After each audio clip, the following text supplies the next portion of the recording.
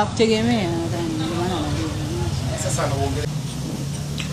Mimi sina kusema zaidi ya kumshukuru Mheshimiwa Rais, DPP na wote walioshiriki kwa kusaidia sisi kuweza kutolewa. Kwanza kabisa namshukuru Mungu kwa ajili ya siku ya leo. Ni siku nzuri, mashallah. Nimerudi kuungana na familia yangu tena. Na haikuwa safari rahisi, lakini tunamshukuru Mwenyezi Mungu kwa kila kitu. Kikubwa tu,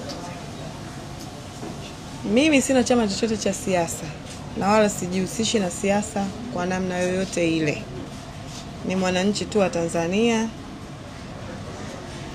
Kwa hivyo hata wakati nafanya baadhi ya vitu ambavyo nilivifanya ambavyo vimepelekea mpaka mambo yote yameweza kutokea, baadhi ya vitu ni misunderstanding tu, lakini mimi sipo kabisa katika siasa.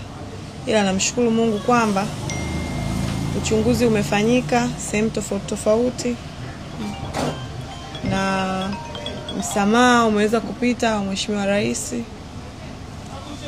Vitu vimeweza kuwa vyepesi na leo niko nyumbani. Lakini zaidi ya yote nishukuru mamlaka zote na nimshukuru sana mamangu kipenzi.